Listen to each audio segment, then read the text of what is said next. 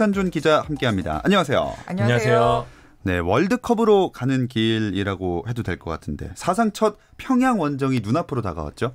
네, 지난달에 그 투르크메니스탄과 월드컵 아시아 지역 2차 예선 1차전을 치렀고요. 네. 우리가 승리를 챙겼죠. 그리고 이제 2차전, 3차전을 10월에 치르는데 10월 10일 화성 종합경기타운 주 경기장에서 스리랑카와 2차전 홈경기를 먼저 갖고 15일에 평양 김일성 경기장에서 3차전을 갖게 됩니다. 그래서 지난달 30일에 이제 벤투 감독이 대표팀 명단을 발표를 했고요.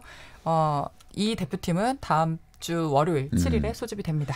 그 말씀하신 대로 발표가 명단이 됐는데 큰 변화는 느껴지지 않는 것 같아요. 예상했던 대로라고 봐도 될 것 같고요. 지난 명단과 거의 흡사합니다. 이제 이정엽 선수, 김보경 선수, 김태환 선수 정도가 이제 제외됐고요. 기존 선수들 그대로 중용했는데 벤투 감독 사실 그 6월까지 평가전 하면서 볼 선수 다 봤다고 해도 과언이 아니거든요. 일단 이 어느 정도 대표팀 풀은 어느 정도 확정이 된 상태고요. 지금 멤버에서 이제 한두 가지 변화 정도 들어가는데 이번 명단 같은 경우에는 이제 부상에서 돌아온 남태희 선수가 복귀를 했고요. 수비진에 이제 이재익 선수를 깜짝 발탁해서 경쟁 체제를 유도한 점, 이 정도가 좀 눈에 띄는 변화입니다. 자, 남태희 선수 먼저 얘기를 해보자면 벤투 감독이 부임한 다음에 주목을 받은 선수였는데 부상 때문에 그동안 대표팀에서 볼 수가 없었어요. 네, 지난해 11월에 이제 우즈베키스탄과 친선 경기를 갔던 도중에 이제 무릎 부상으로 이탈을 했고요.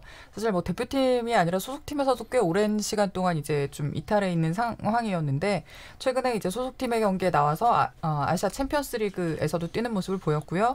원래 이 선수가 사실은 벤투 감독 데뷔전이었던 작년에 그 코스타리카와의 평가전에서 굉장히 좀 좋은 모습을 보였어요. 골도 넣고 어떤 의미로는 벤투 감독의 성공적인 데뷔전을 도왔던 선수이기 때문에 감독 입장에서는 굉장히 좀 높이 그러니까 강렬한 인상을 갖고 있었고 또 실제로 이번에 그 명단을 발표를 하면서 남태희 선수에게 또 이례적으로 칭찬을 계속했는데 뭐 기술이 뛰어나고 또 포워드 바로 밑에 그 섀도우 스트라이커나 측면에서 이 활용도가 굉장히 높은 선수라는 칭찬을 아끼지 않았거든요. 이 선수에 대한 어떤 그 다양한 활용성에 대해서 지금 기대를 갖고 있는 모습이었습니다. 네, 아무래도 남태희 선수는 오랜만에 대표팀 복귀이지만 출전할 가능성이 꽤나 높아 보이고요. 그리고 이제 깜짝 발탁된 이재익 선수는 어떻게 보시나요? 일단 이 벤투호가 그 U20 월드컵 당시에 이강인 선수만큼이나 주목했던 선수가 이재익 선수였거든요. 어떤 방송에서 이제 이재익 선수를 직접 칭찬하는 경우도 있었고 그래서 어떤 형태로든 발탁되지 않을까 싶었는데 생각보다 좀 빨리 발탁된 감이 좀 있기는 해요. 이재익 선수 기본적으로 빌드업도 좋고 그다음에 왼발잡이에 그다음에 신체 조건도 좋거든요. 벤투 감독이 좋아하는 요소를 두루두루 갖추고 있는 선수고요. 지금 카타르에서도 좋은 모습 보이고 있기 때문에 발탁 자체는 큰 의미가 있을 것 같아요. 그리고 지금 4명 체제, 그러니까 김영권, 김민재, 그리고 박지수, 권경원 이 체제가 좀 공고하거든요. 그러니까 사실 이 체제에 대한 또 경쟁적인 부분을 또 유도할 수 있는 부분이 필요한데 이재익 선수 들어오면서 그런 부분도 분명히 벤투 감독이 고려를 했을 거고 그다음에 향후 또 김영권 선수가 또 노쇠할 수도 있고 권경원 선수 군대도 가거든요. 이 선수들의 이탈에 대비하는 부분도 있을 테고요. 벤투 감독 여러 가지를 고려한 선택으로 보입니다. 그건 그렇고 이제 북한으로 가는 경로는 지난번에도 한번 얘기했던 것 같은데 확실히 정해졌죠? 그때도 미정이었고 현재까지도 미정입니다. 아직도 미정인가요? 일단은 뭐 대표팀 차원에서는 축구협회 차원에서는 중국을 거쳐서 북한으로 들어가는 그 항공편을 이제 기본적으로 준비를 해놓고 있고 비자라든가 이런 행정적인 부분들을 좀 준비는 하고 있는데요. 뭐 동선, 뭐 우리 숙소, 훈련장 뭐 이런 건 여전히 미정인 상황입니다. 와, 이게 차로 가면은 뭐 한 2-3시간이면 갈 거리인데. 네, 실제로 보니까 그 한 3시간 40분 정도의 거리가 나온다고 하더라고요. 근데 이제 들어가는 거는 참 쉽지 않은 많이 돌아서 가야 되는 그런 상황이죠. 벤투 감독이 사실 외국인이니까 뭐 어느 정도는 알고 있다고 해도 북한전의 그런 특수한 상황 또 관계 이런 걸 얼마나 이해하고 있을지도 궁금하거든요. 말씀하신 대로 얼마나 아는지는 저희도 잘 모르는데 이해하려는 노력은 분명히 하고 있는 것 같습니다. 기자회견에서요. 내가 물론 외국인이지만 대한민국 국민들이 평양 원정에 어떤 감정을 갖고 있는지 알 수 있다. 이해하려고도 노력하고 있다. 이런 말을 했거든요. 근데 뭐 벤투 감독은 역시 좀 냉정한 승부사답게 이 승부 쪽에 좀 초점을 맞추는 모습이었는데 하지만 중요한 것은 승점 6점을 챙기는 거다. 경기는 변수가 따른다. 이 중에는 통제할 수 있는 것도 있지만 그렇지 않은 것도 있다. 우리가 너무 스트레스를 받는다고 해서 바뀌는 것이 없다. 우리 통제하는 것에만 좀 하겠다. 이런 쪽 얘기를 했거든요. 그러니까 평양 원정 아무래도 여러 가지 변수가 있지만 그래도 이기는 것에만 초점을 맞추겠다 이런 데 초점을 맞춘 것 같아요. 네, 통제할 수 있는 거에만 집중하겠다는 말이 참 멋있기도 하고 좋아 보이는데 통제할 수 없는 게 너무 많아가지고 북한전은 네, 그렇습니다. 그래도 다행인 건 주전급 선수들이 소속팀에서 좋은 경기력을 보여주고 있어요. 네, 뭐 특히 아마도 지금 최근에 우리가 듣기에 가장 반가운 소식은 아무래도 유럽에서 활약하고 있는 그 우리 주전 공격수들의 활약상이 굉장히 좀 집중력 있고 임팩트 있는 모습으로 지금 계속 국내에 소개되고 있다는 점인데 뭐 그 특히 이제 새 시즌 개막과 함께 유럽에서 뛰는 선수 중에서 손흥민 같은 경우는 소속팀 리그 경기와 챔피언스 리그에서 지금 모두 골을 넣고 있고요. 네. 특유의 뭐 강점이나 그 존재감이 건재하다는 측면에서는 또 우리 대표팀 주장이기도 하니까 반가운 소식이고 이강인 같은 경우 우리가 굉장히 좀 많은 기대를 가지고 이 선수의 활약상들을 좀 지켜보고 있는데 원래는 소속팀에서 감독이 좀 잘 안 쓰는 그 고집을 보였던 감독이 있었는데 네. 이제 이 감독이 교체가 되면서 이강인 선수에게 새로운 좀 입지를 다질 수 있는 기회들이 생기고 있고요. 실제로 챔피언스 리그에서 두 경기 연속으로 이제 출전을 하면서 공격 센스도 보여주고 있고 지난달 26일에는 헤타페와의 리그 경기에서 골을 또 데뷔골을 넣어서 굉장히 좀 반가운 상황입니다. 그리고 어제 또 황희찬 선수 새벽에 좋은 소식 전해줬잖아요. 네, 리버풀을 상대로 음메페. 세계 언싱킹 이런 얘기하면 안 되나요? 네.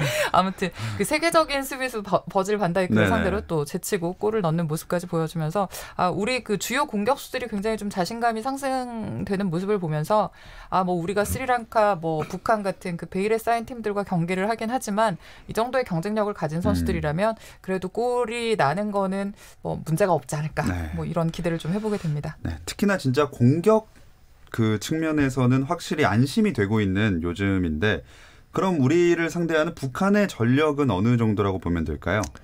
그 북한 대표팀을 이끌었던 안데르센 감독, 인천 감독이었죠. 제가 경질되기 전에 북한에 대해서 좀 물어봤던 적이 있었는데 자기가 감독했던 시절이랑 완전히 바뀌었다고 해요. 그러니까 어느 정도 자기가 기틀을 마련해 놨는데 지금은 그때보다 상황이 더 어려워지면서 더 어려워진 건가요? 더 많이 바뀌었다는 얘기를 하더라고요. 그러니까 우리는 지금 유벤투스에서 뛰지 않죠. 유벤투스로 이적한 한광성 선수 때문에 이제 공격진은 어느 정도 괜찮을 거다라고 얘기하는데 최근에 북한의 기록을 보면은 내용이 썩 좋지는 않습니다. 그러니까 경기 외적인 부분이 많아서 그에 대한 그 불안감이 좀 있어서 그렇지 전력적으로는 우리랑 확실히 격차가 큰 것 같아요. 네. 자, 북한은 그렇고 그 전에 있을 스리랑카전은 걱정 많이 안 해도 되겠죠? 뭐 사실 이렇게 얘기를 하면 그렇지만 어쨌든 객관적인 전력으로 보면 피파 랭킹을 들 수가 있을 텐데 북한이 113이고 우리보다 한참 낮다고 생각을 하거든요. 우리나라가 지금 37이고요. 그런데 스리랑카는 북한보다 피파 랭킹이 훨씬 더 낮은 202위에 있습니다. 그러니까 뭐 굉장히 그 전력 차가 좀 심한 나라라고 할 수 있겠고요. 물론 방심은 금물입니다만 아무래도 우리나라 그 홈에서 치르는 경기고 벤투 감독이 북한전에 대한 관심이 많이 쏠린 그 여론을 의식을 하면서도 북한전에 앞서서 스리랑카전을 잘 치르고 이기는 게 중요하다라고 하면서 계속해서 스리랑카전을 좀 강조를 하는 만큼 뭐 잘 준비를 해서 좀 이기는 경기를 하게 되지 않을까 생각을 해봅니다. 네. 사실 진짜 북한만 생각하고 있다가 또 그 전에 큰일이 나면 안 되기 때문에 꼭 잘 경기에서 잡아야겠습니다. 이제 K리그 이야기로 들어가 보겠습니다. 어제 경남과 전북의 경기가 있었는데 이게 30라운드 경기가 어제서야 열린 거죠? 그렇습니다. 당초 이 경남 전북전은 지난달 22일 열릴 예정이었는데 태풍 타파로 인해서 취소가 됐습니다. 이제 예비일이었던 10월 2일 날 경기를 진행하려고 했는데 이번에는 태풍 미탁이 말썽을 좀 일으켜가지고요. 게다가 또 천둥으로 이 전광판 그리고 그 조명탑이 좀 고장나는 사태까지 있었거든요. 경기 열릴 여건이 안 돼서 하루 미뤄졌고요. 3일 날 마침내 경기가 열렸습니다.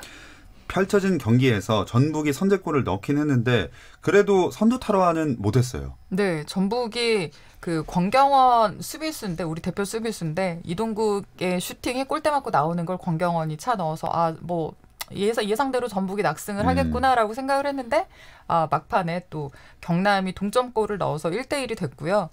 사실 이 선두 탈환에 실패를 한 걸 보면 상대성이 좀 있는 것 같아요. 전력차나 최근의 분위기를 보면은 전북이 확실히 우세한 경기가 될 거라고 예상을 했지만 경남도 사실은 탈꼴찌, 강등권 탈출 이런 거에 굉장히 좀 사활을 걸고 있는 팀이잖아요. 그러니까 그런 어떤 절박함들이 막판까지 이어지면서 전북의 작은 틈을 좀 노렸던 것 같아요. 그래서 지금 울산이 전날 이기면서 선두로 올라섰는데 전북은 아쉽게도 그 승점차를 줄이지 못하고 2위에 머무르는 상태가 됐습니다. 네, 두 팀이 같은 경기를 치르고 승점이 울산이 69점, 전북이 67점으로 2점 뒤져 있습니다. 아무래도 말씀하신 대로 이게 시즌 막판으로 갈수록 그 생존 경쟁도 해야 되니까 더 치열했던 것 같은데 만약에 제때 펼쳐졌다면 하는 생각도 들거든요. 축구가 날씨 때문에 2번이나 수년되는 일은 진짜 거의 없지 않나요? 그러니까 수년 자체가 거의 되지 않거든요. 그러니까 축구 같은 경우 야구와 다르게 날씨가 좋지 않아도 예전에 뭐 과거에 피스컵 한번 생각나시는 팬들도 있겠지만 공이 거의 굴러가지 않는 상황에서도 축구는 할 수는 있거든요. 네, 빈 골대에 차도 안 들어가고 멈추고. 맞습니다. 예. 사실 이제 관중 때문에 이제 연기를 하는 건데 관중의 안전 문제. 일본 같은 경우에도 도쿄돔에서 경기를 하더라도 태풍이 오면 경기를 취소한다 그러더라고요. 경기는 할 수 있지만 관중들의 안전 문제 때문인데 K리그도 마찬가지입니다. 이 관중들의 안전 문제 때문에 이 경기를 미루는데 공교롭게도 이번 경기는 2번이나 미뤄진 거라서 K리그 역사상 거의 처음 있는 일이 아닐까 싶어요. 게다가 이제 K리그 같은 경우에는 이 날짜 경기하는 날짜가 A매치도 있고 아시아 챔피언스 리그도 있거든요. 그러니까 경기를 무작정 미룰 수가 없습니다. 그러니까 경기를 할 수 있는 날짜가 정해져 있기 때문에 이 예비일까지 소진해 버리면 또 그나마 날짜를 잡기가 되게 어렵거든요. 이번에도 만약에 3일날 연기가 됐으면은 A매치 기간에 써야 되는데 전북 같은 경우에는 차출이 여러 명 된 상태에서 하기 때문에 사실 또 형평성 문제 나올 수 있거든요. 그런 의미에서 되게 K리그 연맹 자체가 날짜 잡기가 굉장히 힘들다고 해요. 뭐 살짝 덧붙이면 사실 야구는 더블 헤더가 가능하잖아요. 그런 개념이 그렇죠. 있어서 상대적으로 맞아요. 그러니까 이거는 팩트입니다. 그 여유가 조금 있죠. 상대적으로 어쨌든 좀 취소가 가능한데 뭐 축구는 스포츠 특성상 왜 웃으시죠? 더블헤더 하는 생각을 해봤습니다. 잠깐. 그러니까요. 거의 탈진 상태가 되지 않을까요? 그래서 사실 축구는 그럴 수도 없어서 굉장히 이 수년에 대한 그 부담이 있다고 하더라고요. 네. 아이고 이렇게 어쨌든 2번이나 수년되고 경기를 치른 후에 바로 어제 펼쳐졌으니까 주말 경기는 또 어떻게 하나 했는데 K리그1 33라운드 경기는 모두 일요일에 다 열리더라고요. 이게 이유가 있죠? 네, 아무래도 정규리그 마지막 경기인데 이 마지막 경기라는 게 상위와 하위가 갈리는 최종 라운드로 들어가기 전에 결정적인 승부처가 되는 경기거든요. 뭐 물론 그럴 일은 없겠습니다만 혹시나 있을 뭐 눈치 작전이라든가 우리 팀이 아닌 다른 팀을 밀어주기라든가 뭐 이런 류의 어떤 의혹이 발생할 수 있는 가능성을 원천적으로 차단하기 위해서 한날 한시에 모든 경기가 열리고요. 그리고 뭐 제가 앞서서 최종전이라고 말씀드렸습니다만 이게 정규리그 최종전이지 모두 끝나는 게 아니거든요. 상위 6개 팀, 하위 6개 팀으로 나눠져서 벌어지는 최종 라운드 5경기가 있고요. 이게 지난 시즌까지는 스플릿 라운드라는 명칭으로 진행이 됐는데 이번 시즌부터는 좀 더 직관적인 개념을 가지고 있는 파이널 라운드로 명칭이 변경됐습니다. 그렇군요. 자, 33라운드 대진이랑 관전 포인트를 두 분이 한 경기씩 짚어주실까요? 제가 먼저 이 수원과 서울의 경기 말씀드리겠습니다. 좋은 거 가져가시네요. 좋은가요? 확실한가요? 할 얘기 많은 경기 아닙니까? 저희도 들어오기 전에 얘기했는데 김 빠진 슈퍼매치. 슈퍼하지 않은 슈퍼매치. 슈퍼하지 않은 슈퍼매치. 노 슈퍼매치. 올 시즌 마지막 슈퍼매치인데요. 양팀 상황이 안 좋아서 그런지 예년의 느낌이 잘 나지 않습니다. 그리고 사실 이쯤 되면 기자회견도 했어야 되는데 동해안 더비는 했거든요. 근데 슈퍼매치는 하지 않았어요. 이제 오늘 물어봤더니 수원에서 화성과의 1차전이 끝난 다음에 저희는 이번에는 하지 않겠습니다. 라고 했다는. 그 자체가 얼마나 이번 슈퍼매치가 김이 빠졌는지 보여준 대목이라고 할 수 있는데요. 수원 말씀하신 대로 이 FA컵에서 이 기사회생하면서 했지만 너무 올인하면서 힘이 빠졌고요. 서울도 최근에 주춤하는 모습이거든요. 그래도 이 서울 쪽으로 약간 체력적으로 앞서는 서울 쪽으로 기우는 승부가 아닐까 보이는데 그래도 수원이 이 슈퍼매치라는 점에서 통해 각성을 하면 또 어떤 경기가 나올지 좀 그런 부분 지켜보셨으면 좋겠어요. 네, 그리고 포항과 울산의 경기 뭐 사실 또 슈퍼매치가 있지만 K리그에는 굉장히 대표적인 전통적인 더비라고 할 수 있는 동해안 더비인데요.